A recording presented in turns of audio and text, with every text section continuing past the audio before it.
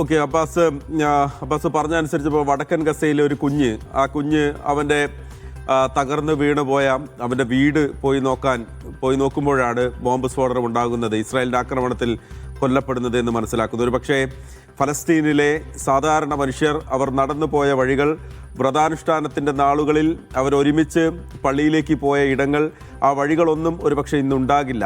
അപ്പോൾ ഇത്രയും ഒരു ശ്രേഷ്ഠമായ നാളുകളിലൂടെ കടന്നു പോകുമ്പോൾ, അല്ലെങ്കിൽ അത്രയേറെ ദൈവികമായി നിൽക്കുന്ന ഒരു സമയത്ത്, വ്രതാനുഷ്ഠാനത്തിൻ്റെ നാളുകളിൽ ഇസ്രായേൽ വീണ്ടും ആക്രമണം കടുപ്പിക്കുന്നു എന്ന് പറയുമ്പോൾ മറ്റ് രാജ്യങ്ങൾ എങ്ങനെയാവും ഇസ്രായേലിനോടുള്ള ഒരു സമീപനം, അല്ലെങ്കിൽ ഇസ്രായേലിനോട് എന്തായിരിക്കും ഈ വിഷയത്തിൽ ഏതു തരത്തിലുള്ള ഒരു പ്രതികരണത്തിന് മുതിരുമെന്നാണ് നമ്മൾ മനസ്സിലാക്കേണ്ടത്.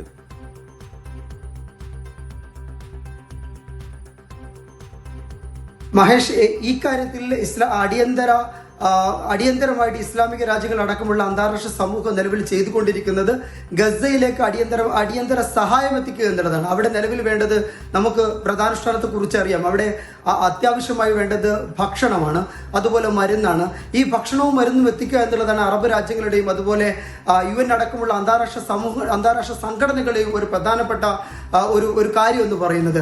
അതിന് അവിടെ റഫ അതിർത്തിയിൽ, ഈജിപ്തിലെ റഫ അതിർത്തിയിൽ ലക്ഷക്കണക്കിന് ടൺ അവശ്യ വസ്തുക്കൾ, മരുന്നുകൾ, അതുപോലെ ടെന്റുകളൊക്കെ കെട്ടിക്കിടക്കുന്ന ഒരു സാഹചര്യമാണുള്ളത്.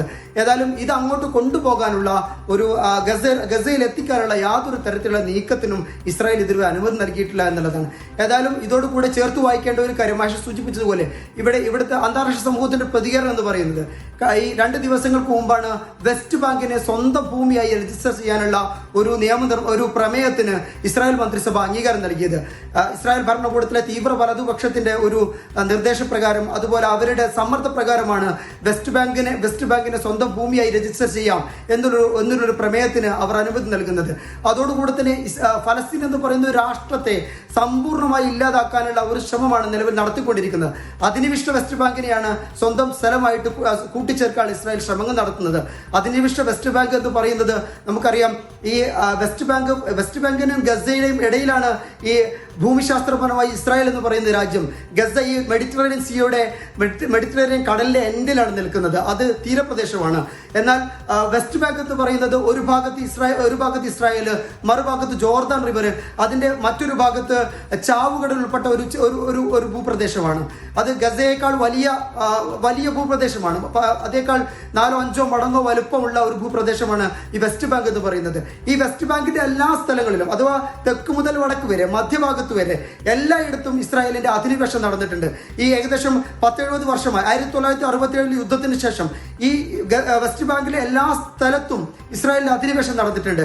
ഈ അധിനിവേശം നടത്തിയ ഭൂമി മുഴുവൻ, ഈ ഭൂമിയെ ഓസ്ലോ കരാർ പ്രകാരം A-B-C എന്നീ 3 ഭാഗങ്ങളാക്കി തിരിച്ചിട്ടുണ്ട്. എ എന്ന് പറയുന്നത് അവിടുത്തെ ഫലസ്തീൻ അതോറിറ്റിക്ക് നിയന്ത്രണങ്ങളുള്ള സിവിലായിട്ടും അതുപോലെ സെക്യൂരിറ്റി പരമായിട്ടും സുരക്ഷാപരമായിട്ടും നിയന്ത്രണങ്ങളുള്ള ഭൂമിയാണ്. ബി എന്ന് പറയുന്നത് അവിടുത്തെ സുരക്ഷാ ഏജൻസി, സൈന്യം ഇസ്രായേലിൻ്റെതാണ്. എന്നാൽ സിവിൽ അഡ്മിനിസ്ട്രേഷൻ എന്ന് പറയുന്നത് ഫലസ്തീൻ അതോറിറ്റിയുടെയാണ്. സി എന്ന് പറയുന്ന ഭൂമി ഏകദേശം 60% ഭൂമി, 60%-ലേറെ ഭൂമി, ഈ ഭൂമിയിലെ സമ്പൂർണ്ണ ഉത്തരവാദിത്വവും സമ്പൂർണ്ണ കൺട്രോളും ഉള്ളത് ഇസ്രായേൽ ഭരണകൂടത്തിനാണ്. ഇവിടുത്തെ സിവിൽ റൈറ്റും സെക്യൂരിറ്റി റൈറ്റും ഈ ഭൂമിയെ മുഴുവൻ തങ്ങളുടേതാക്കി മാറ്റാനുള്ള ശ്രമമാണ് നിലവിൽ ഇസ്രായേൽ നടത്തിക്കൊണ്ടിരിക്കുന്നത്. അതിനെതിരെ 8 അറബ് രാജ്യങ്ങൾ കഴിഞ്ഞ ദിവസം ശക്തമായ പ്രതിഷേധക്കുറിപ്പിറക്കിയിരുന്നു. ഖത്തറൊക്കെ പ്രതികരിക്കുന്ന പ്രകാരം 1967 അതിർത്തികൾ പ്രകാരം ദ്വിരാഷ്ട്ര പരിഹാരമാണ് ഈ ഇസ്രായേൽ ഫലസ്തീൻ സംഘർഷത്തിനുള്ള ഒരു പോംവഴി എന്ന് അറബ് രാജ്യങ്ങൾ വ്യക്തമാക്കിയിട്ടുണ്ട്. ഏതായാലും പ്രതികരണങ്ങളൊക്കെ വരുന്നുണ്ട്.